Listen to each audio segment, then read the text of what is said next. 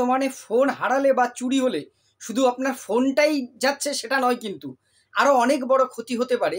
আপনার bank account মুহূর্তেই খালি হয়ে যেতে পারে। এমন ঘটনা কিন্তু ঘটেছে।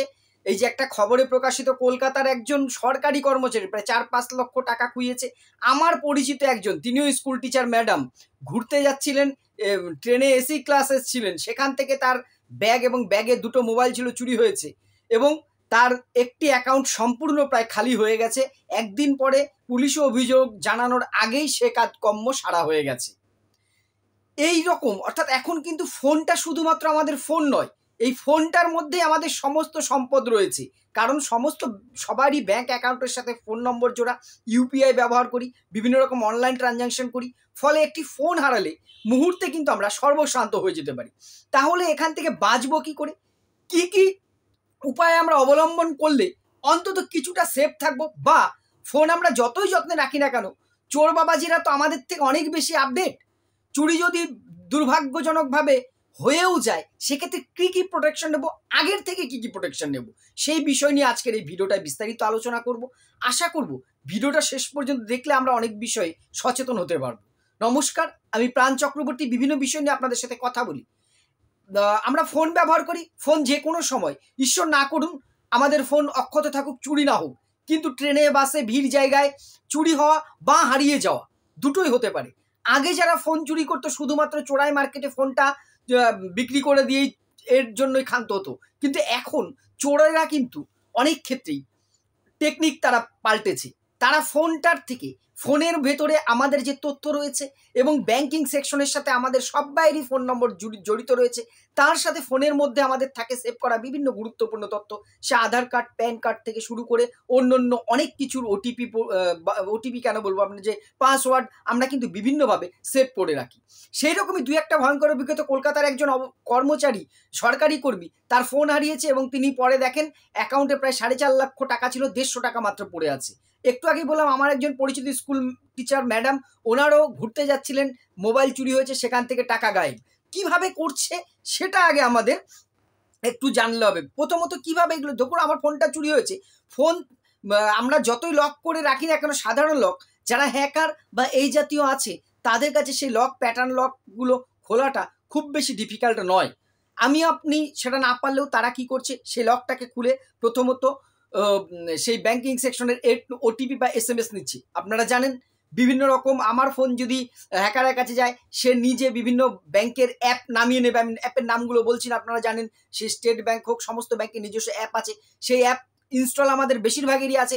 যদি না থাকে, ফোন থেকে ইনস্টল করে নিয়ে সেই ওটিপিটা তো এই ফোনেই আসবে, ফলে খুব সহজেই সেই টাকা কিন্তু তারা ট্রান্সফার করে নিচ্ছে, প্রথমত SMS এর সাহায্যে। দ্বিতীয়ত, পাসওয়ার্ড অনেক সময় আমাদের অনেকেই সেভ করে রাখি, মনে থাকে না। এখন এত পাসওয়ার্ড অনেকে বিভিন্ন নামে সেভ করে, আমরা নিজেকে খুব বুদ্ধিমান ভাবি যে আমি এমন নাম দিয়ে সেভ করেছি কেউ বুঝতে পারবে না, কিন্তু হ্যাকাররা, আমরা ডালে ডালে চললে ওরা পাতায় পাতায় চলে।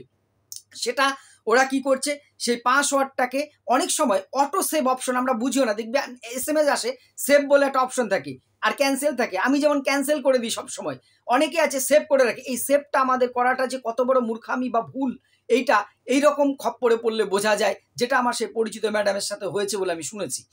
এবার এই সেভ করা থাকলে সেইগুলোর থেকেও ওরা কিন্তু অনেক সমস্যা করে সেইগুলো চেঞ্জ করে নিতে পারে।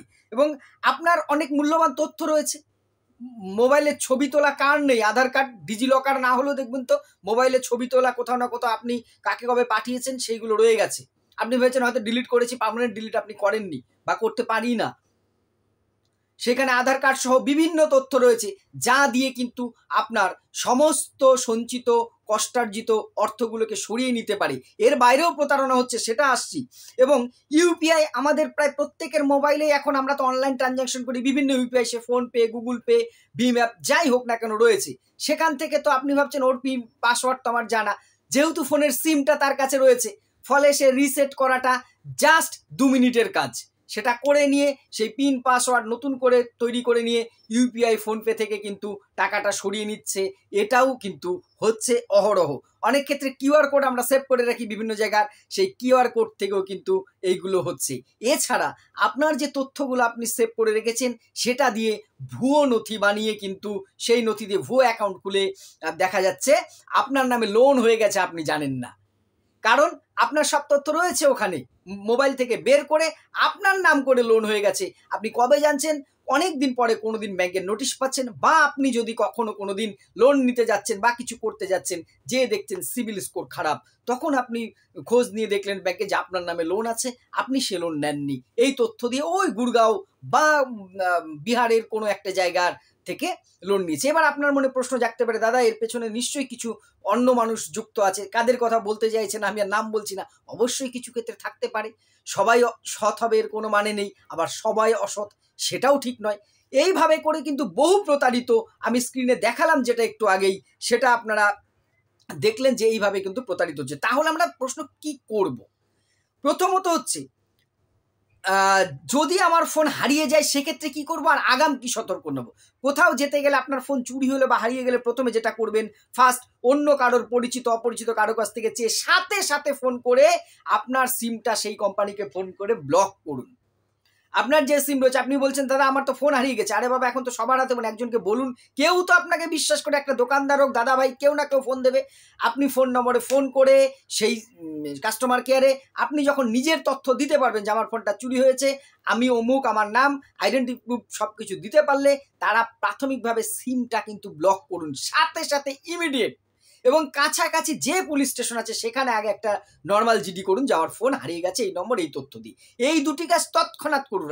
আপনি মানে ফাঁকা হওয়া বা সময় বের করে প্রথম কাজ, ফোনটা সিমটা লক করুন এবং আপনি একটা জিডি করুন। আপনার প্রথম দুটো অস্ত্র হাতে রাখুন।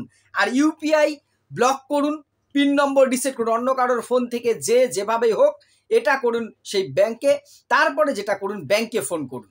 ব্যাংক যদি আপনি কাছাকাছি হয় ব্যাংকে নিজে যান, যে একটা অ্যাপ্লিকেশন দিয়ে ব্যাংকের নম্বরটাকে, অ্যাকাউন্ট নম্বরটাকে ব্লক করুন, কোনো ট্রানজাকশন যাতে না হয় ওই অ্যাকাউন্টে, আপনার তত সময়ের জন্য কোনো টাকা তোলা বা ঢোকা না যাক, সেইটা করুন।